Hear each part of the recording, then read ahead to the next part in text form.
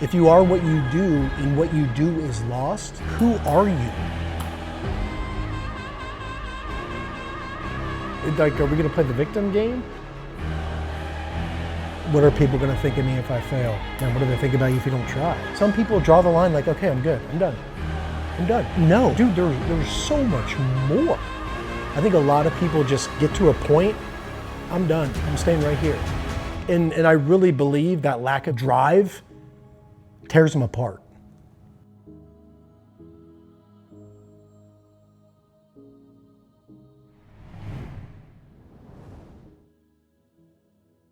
Yeah, I was there. We were standing at like whatever. We had the rifle across our shoulder, and they have these sand fleas down in Parris Island, and they're very small. But I saw one crawl on my forearm, and I was trying to use my peripheral vision to see where the drill instructors were, and I thought I was in the clear, and I kind of just like wiped it away and went back, and all I heard was the worst thing ever: "Recruit Penny."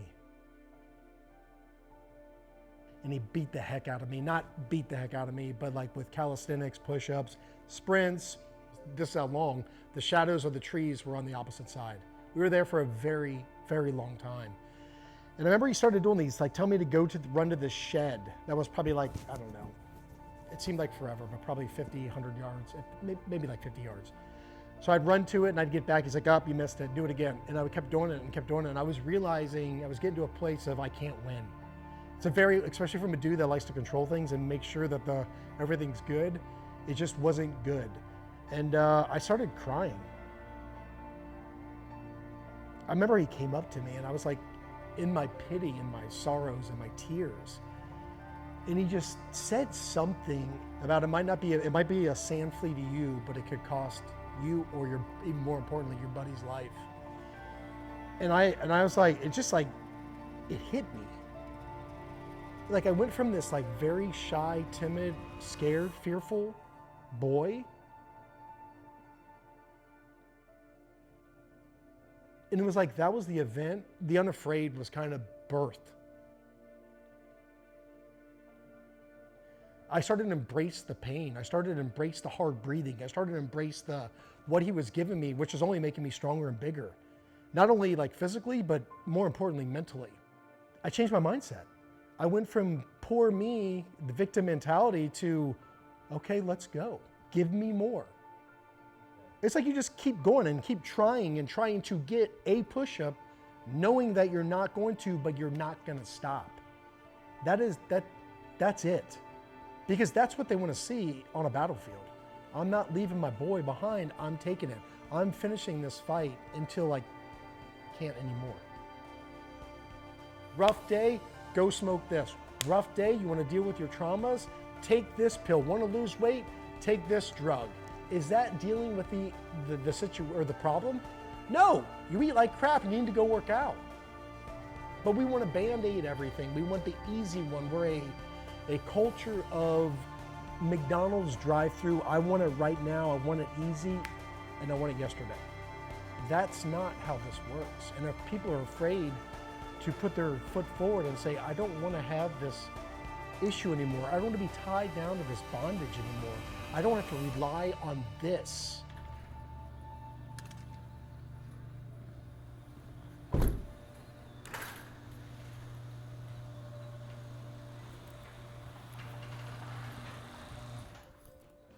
Went to jiu-jitsu, went to my counselor, came back, it just seemed like all chaos was breaking loose. And I came out here to work out, and I believe I was over here, and I was over here. I was just I didn't even know what to work out. I was just like trying to not lose my mind. But what I was doing at that time was losing my mind. And I remember I had thoughts of just ending it, going to get a pistol and being like, which I've had thoughts of that before, and I thought we were done. And it just resurfaced back, and I was like, I do not want to do this at all. And I called a buddy, and that works with one of our SEAL foundations. Like, hey, dude, I need to get some medical something, because I know what to do. And he's like, I'll take care of it. I'll get a hold of you, or on Monday, I think, or in a couple days. I think it was on a Monday this was happening. So I hung up the phone, and I'm just still kind of like looking around, I was losing my mind. I was like just being engulfed in just not goodness. It was like turmoil. I lost it, man. I was like, I can't do this. And I remember I was like about right here. I was like, I cannot do this alone anymore. And I was crying out to the Lord, and I was like, I can't do this. I can't do this. What do I need to do? And I was just like, please help me. And I was just trying to surrender the best I knew how to surrender. And after a minute or two, I just got this peace that came over me, and I'm like, I got to stop drinking. And this is about 3 years ago. I was like, I got to stop drinking. So I got my phone. It was probably over here next to where the radio was. I got my phone. I texted my wife. I was like, babe, I think I'm done drinking. And I didn't know this at the time. She was in the other room at that very moment in the closet in our bedroom praying. And she comes out of that door, and I meet her there. She is just red-faced, in tears. I'm in tears. And I just like start apologizing. I'm so sorry about everything, about anything I could think of, just apologizing. It's probably been 2 years and like 9-10 months or something like that since that day. I've not had a sip of alcohol, not even a drop. And I don't want it. And it's not like shame on you for doing it. Nah, it's just for me, it's not for me. This moment was the beginning of it all. This was the beginning of it all. I didn't want to tell anyone that I had a porn addiction. I didn't want to tell anyone that I relied on alcohol. I didn't want to tell people that I needed to down some Mucinex to get knocked out so I could sleep and it would give me awesome dreams. I didn't want to tell people that you see me as this, but I'm very irritable and quick to anger with my children. I didn't want to show people that. I didn't want to tell people that. Like we keep these things to ourselves and we think we're protecting ourselves, but actually what we're doing is we're sabotaging ourselves. Is you got to bring that darkness out, and you got to deal with it. Because we're tough dudes, but we're not when it comes with dealing with this stuff. And that's a man is dealing with that stuff, is dealing with those things of like, hey, I need help over here. And that a lot of guys won't do it. They struggle with it, but once they do it, or if they choose, because it's a choice, there is huge relief and the burden is removed. It's a Band-Aid.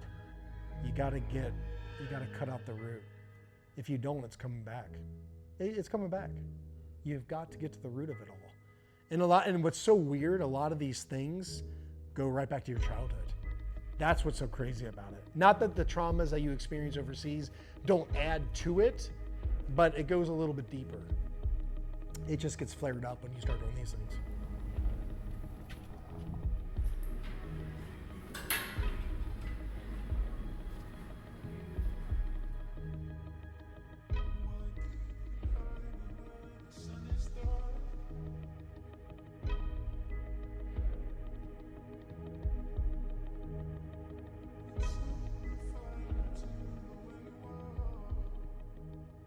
We become the product of what we focus on. If I focus on the negative about someone, I'm going to see you in a very negative light. Like, I can't believe he does that, or she does this, or whatever it is.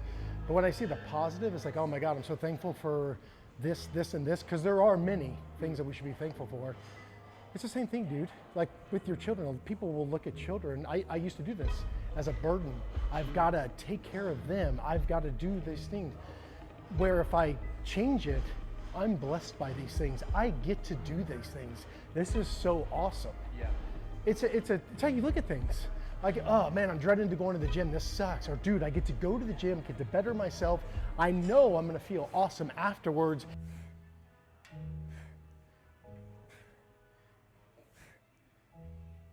I have two choices. Keep pushing through with a better mindset and think about the positive, because there is an end here, or quit and then it's over. And then regret, shame, I'm not good enough, all those things are gonna come into play. And there's men out there have got to live with that to this day. And I don't wanna be on that side. Beat me down. I'm not quitting. It ain't happening. It won't happen. And I just look at it the same with the spiritual side. It's like, hey, I know now There is good and there is evil, and I choose over here. And if I do slip or mess up, I'm going right back. Please forgive me and then I will be, and then I'm back on it. You said content, like we're happy. Are we though? People are happy with, I guess you could say, the mundaneness, like the average, it's like, hey, I wanted to be the boss of whatever. I'm here, I'm finally here.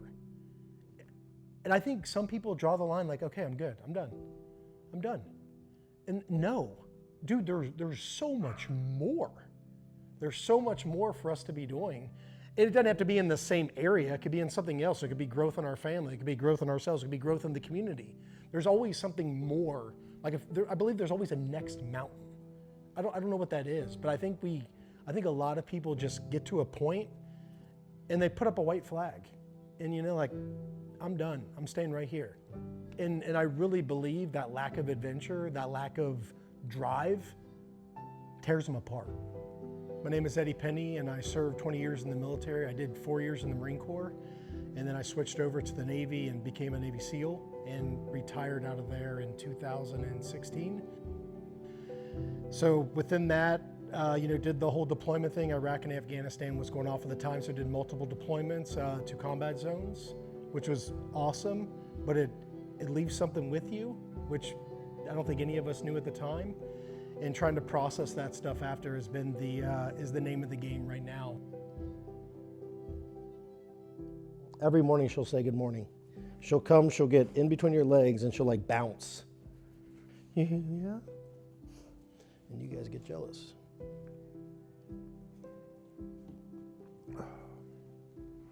Aren't you, baby? Aren't you? Yeah? Want to go chew your bones? Want to go chew your bones? Come on, let's go get bones.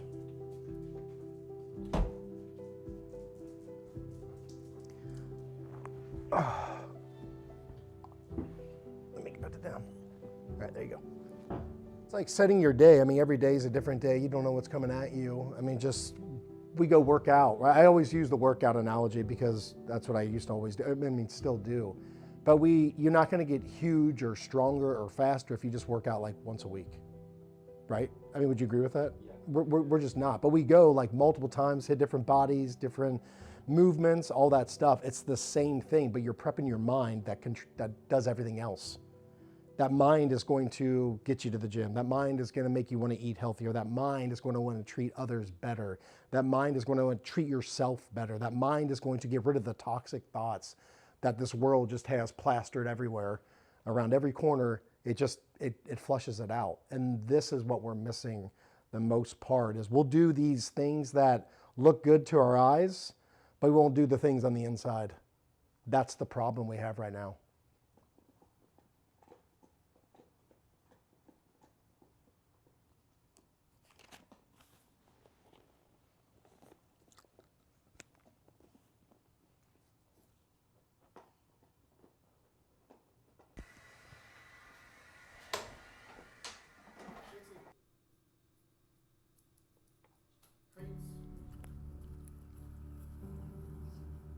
Take care of the small things, and the big things will take care of themselves.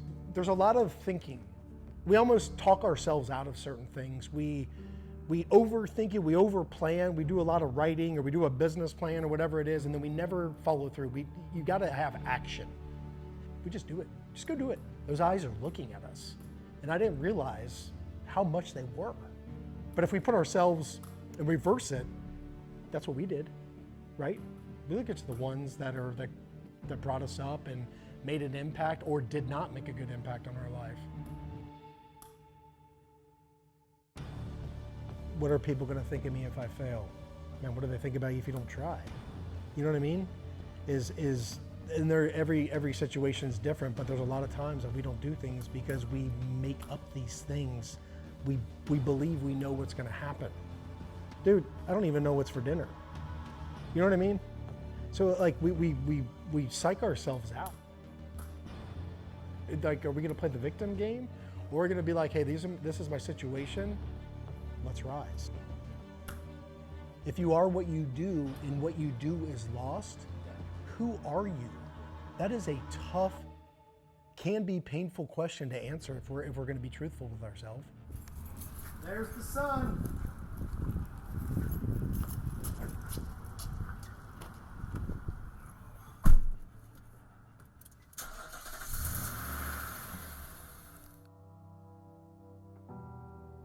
Going back to the start of your career, what would you have told your younger self? Treating people better. Man, that one struck me. Treating people better and just being more engaged in my family. I missed a lot of time with them, man. A lot of time. Time you can't get back. I thought the job was always more important. I had to be there for my boys, Very rarely did I even think about, like, I need to be there for my family. That job is a job. It's just a job. It goes back to, if you are what you do and what you do is lost, who are you? It's just a job. It's a title that you have put in your mind and made it your belief that this is so important over all this stuff.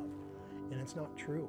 It's not that those jobs and those accomplishments are not good, but it doesn't ever take family. It doesn't. It's not what we're designed. It's not how we're designed. It's not. I always thought that I was a man. You know, you get to the highest SEAL community, everyone says this. You can do physically so many things. Like, you know your capabilities. It's pretty impressive. With all your assets and all that stuff and you working as a team, it's pretty neat. You take that away and I always describe it as being at a train station and there's no one there and there's no train. You're just standing there and it's like, there's nothing. Leaves and trash are blowing by and you're just, there might be a flickering light by you. There's just nothing. It's just desolate. And it's like, and I really feel that point is when I realized I need something way more in my life than a title, an earthly accomplishment. Because I mean, I was straight up, I would look at myself in the mirror and be like, dude, you ain't got this figured out. You don't have it figured out. You don't even know what to do. And I didn't. And that was tough. Because I was a big boy, I was strong, I had my tats. The world would say that dude's got it figured out. But I wasn't, man. It was chaos. If I were to die tomorrow, do I want my wife and my children to be like, yeah, he was a Navy SEAL? Or do I want them to be like, he was so loving, he was always there, he put us first, he cared about us? Or will they say he was so angry, he cussed nonstop? That's what it is.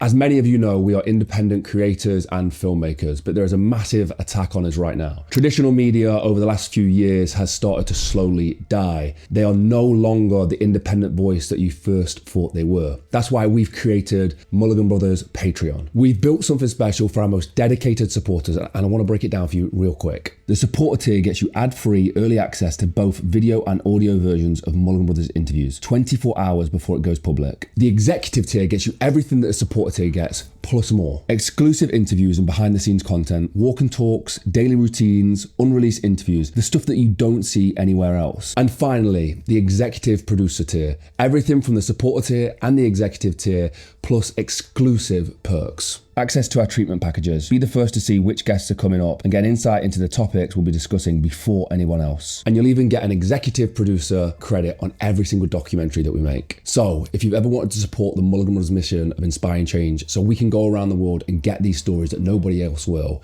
this is exactly how you do it. Go to patreon.com/MulliganBrothers or click the link in the description or scan the QR code on screen. Join the community and help us inspire change.